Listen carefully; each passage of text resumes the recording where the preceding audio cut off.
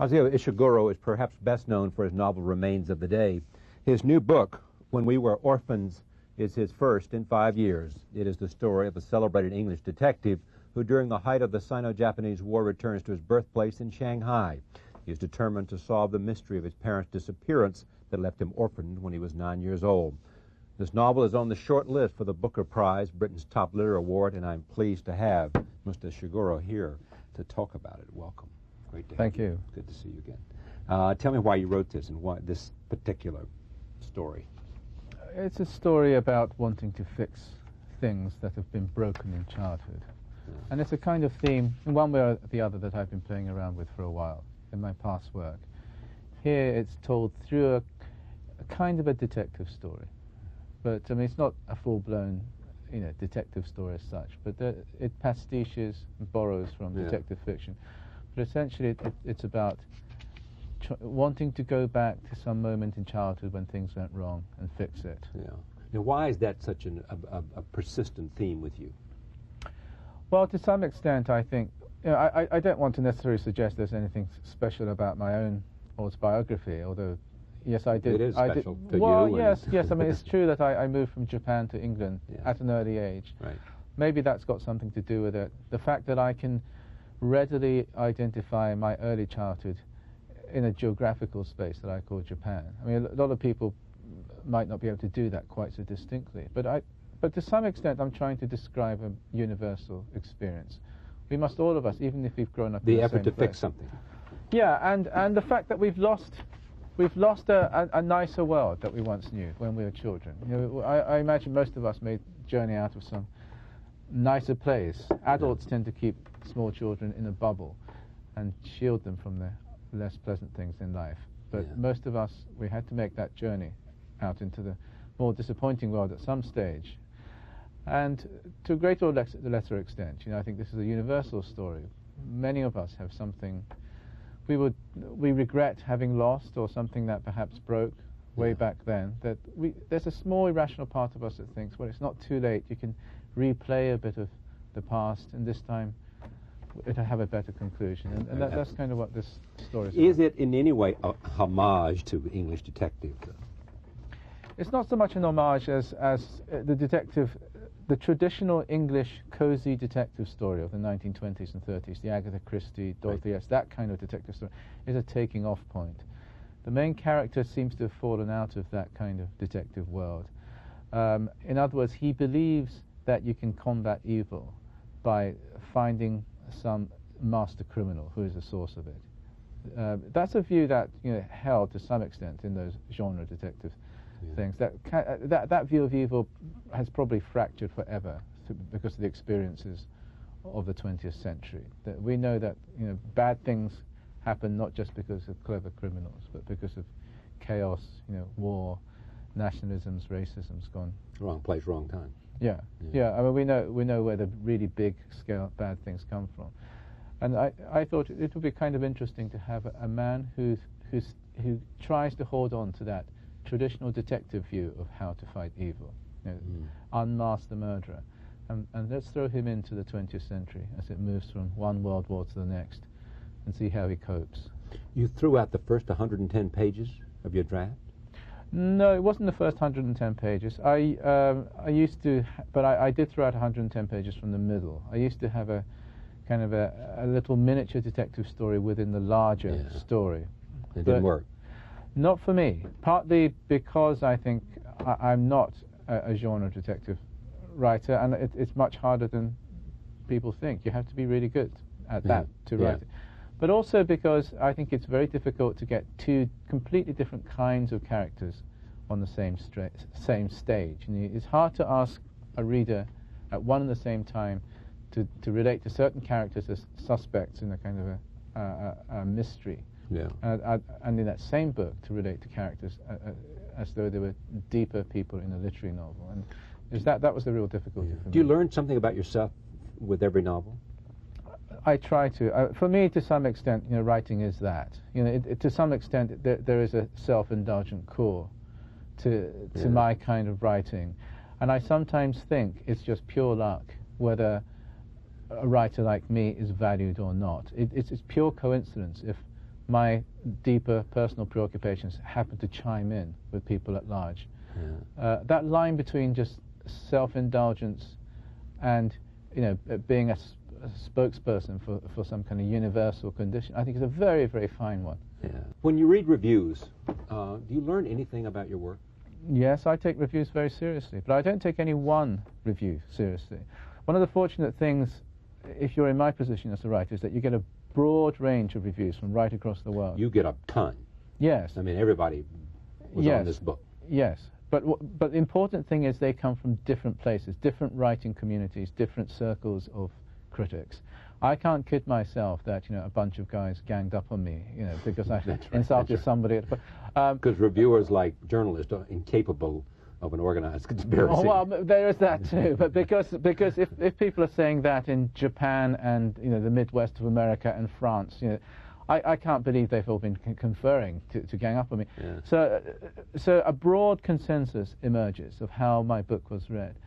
And I do pay attention to that. You know, whether I change the way I write or respond to it is another matter, but I have to know broadly how my book was received by people who read it carefully. But I don't pay attention to any one review. You know, I don't get, you know, I mean, I think this is the advantage of having a whole range. Do you remember most of the negative ones? Not particularly. I remember this kind of overall kind of contour of kind of ups and downs of a, you know, of a, it's that overall shape of reviews. You know, it's that consensus that emerges. That's the important thing. Christopher Banks. Christopher Banks. Him. Yes. Well, what would you like to know about him? He's an odd guy. What's strange about him is that he. How is he orphaned? Might be one question. He thinks his parents have been kidnapped in Shanghai, and he thinks it's something to do with the opium trade. Right. Of course, that's not quite the way it works out. But the important thing about him is that he's a small child when this happens, but he's just about old enough to think he might have been able to do something about it. He's 10 years old, you know. Yeah. He's just at that awkward time, and so there's a part of him that thinks you know, he should have stopped it, and that it's his responsibility to put right the thing that went wrong. And so when he grows up, you know, that's what he tries to do. He becomes a detective, tries to solve the mystery. He tries to basically fix the world that fell apart when he was a small boy. Sometimes it's difficult to know what's real and what he's imagining.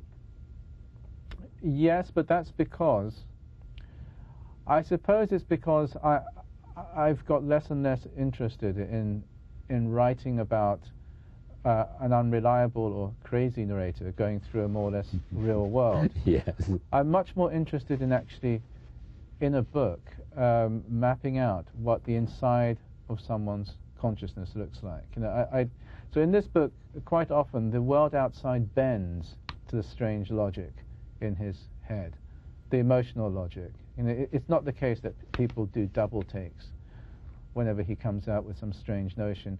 The whole world around him concurs with some of his very odd views of the world. And this is because, you know, I didn't want to write about a crazy, deluded fantasist. I wanted to pay some respect to that part of all of us, that is, from where, you know, kind of irrational, emotional motives come from. And I think, if we are honest, many of us actually, the big decisions in our lives are made not just from very sensible criteria. I mean, who we marry, what kind of jobs we do, what kind of friends. I mean, or often, what? Finish your thought. Yeah, I mean, all these things often derive from a less rational part of us. Yeah. We're trying to replay something. We're trying to redo something. We're trying to compensate for something from somewhere way back. Have you ever? I mean, I used to envy those people that could take a legal pad like this and put down the pros and cons of stuff, and then reach some rational decision, because it's most decisions you just somehow you were led to them, I thought, you know, which may make me more, you know, intuitive than others, but there was more intuitive than it was being able to sort of, you know, pro and con it. So, sometimes those pros and cons might be for real, but I often think we do that kind of thing as a kind of an alibi. Which part of the thing? The pros and cons. Or are you looking to talk yourself out of it, or are you looking for some magic wand that's not going to be there? I think it's a way of dignifying where we have landed. You know, I this do kind too. of the wind picks with us that. up and dumps us somewhere, and we dignify where we've landed by saying, "I'm glad I did this. Yeah. I'm glad I'm here in life. Right. I did it for this reason." But really, all these other things have picked you up and put you down there. When somebody compares you to Kafka, you say what? I'm not so fond of the Kafka comparison. I mean, that was done quite often because of my last book. Right. Whenever you veer away from straight, realistic writing, people get a little uneasy, and they immediately compare you to the one or two kind of giants who right. also write outside of straight realism. So they immediately names like Kafka, Beckett, Nabokov come up, whether you are actually thematically or stylistically close to them or not. Because just they have a limited frame of reference. Yeah, well, yes, I mean, it's not entirely unfair to do that, but I had a version of that earlier in my career when people used to compare me to Japanese writers, simply because they saw a Japanese name on the jacket, and I'd be compared to the 2 or 3 Japanese writers who are known in translation, regardless of any stylistic comparison points. Who is Lorna and who is Naomi? Oh, they're the 2 women in my life. I should say one is my wife, one is my daughter. So it's not quite as exciting as it sounds. Well, no, it's pretty good. Does Lorna is your wife and Naomi is your daughter? Or That's right. Yes, they're my confidants and. And first readers? Well, Naomi's only 8, so she's a good reader of things like Harry Potter, but she's not quite up to. But she likes Harry Potter? Yes, she's read all the Harry Potter books 3 times. Is that right? Yeah, completely obsessed. Harry Obsessed? Potter. Yes, managed to wipe out Pokemon from her Is that consciousness, right? and that's quite an achievement. Was that good or bad? I'm fairly neutral about this. Some people are very alarmed that books are receding in the minds of young people. I haven't seen it. This Harry Potter craze has taken over, all my daughter's friends, not just her. Everybody. It's evident in terms of the success. Yeah, and it's taken me over, so I'm very, quite hooked on those books. Oh, you are? Yes. I mean, that's the sort of magic of them. They appeal to both adults and children, right? Yes. I haven't read the latest big one, but the first 3, I thought they were terrific. Someone has described you as a poet of loss. Do you like that? That has a nice ring about it. I think that's because that's displacement too, social displacement, loss. Yes, I mean, yes. George Carol Oates. George Carol Oates. I mean, I'm flattered to be praised by somebody of her stature. Who's written as many books as she has as well. Yeah. What do you want readers to walk away from? Readers to walk away from? In other words, they read this book and they walk away. What do you hope they will have gotten out of it other than, a moving story, which is at the heart of every novel? Yes, of course I want them to be moved. I mean, if they're not moved, the whole thing doesn't even start. That's right, you might as well be teaching. Yes, exactly. I want them to be moved, but how do I want them to be moved? Well, I'd like them to think about the role, for this book anyway, I'd like them to think about the role that I suppose our childhood plays in our adult lives, and how sometimes a child's way of looking at the world sometimes remains frozen within us. Is Freud helpful in this?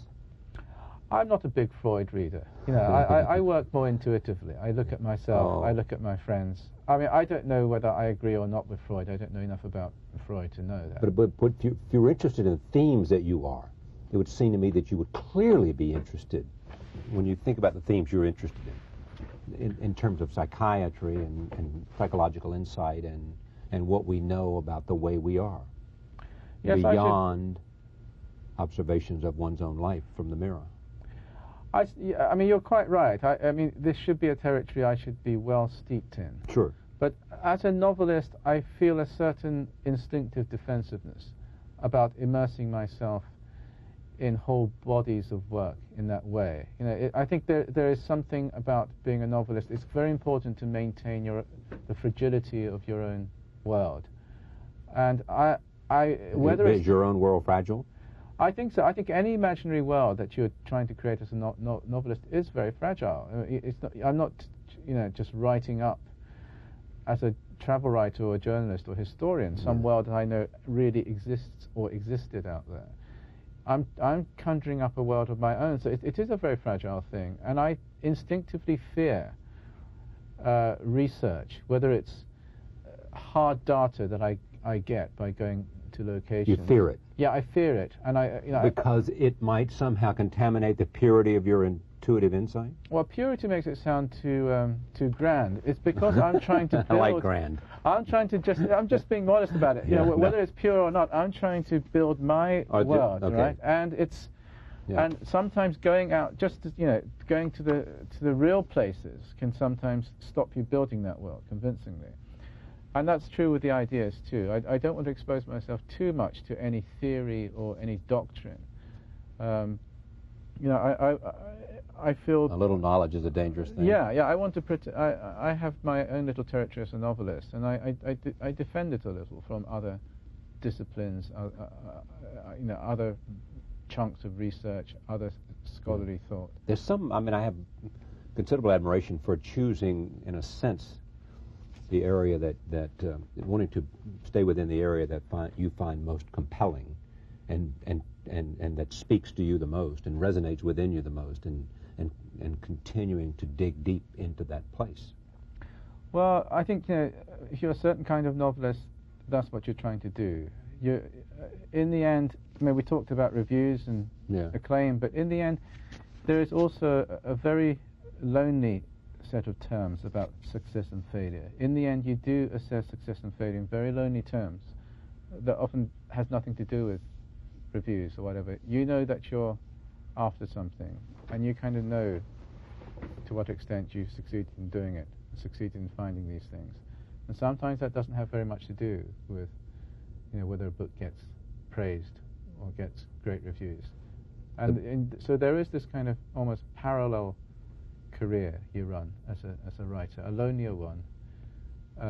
Yes, you dig around in this particular area, you know, you want to find something, and you just hope that from the point of view of keeping an audience, making a living, that this continues to interest other people. But in the end, it's yes, you judge success and failure in very lonely terms at the end. When we were orphans. Thank you. Thank you.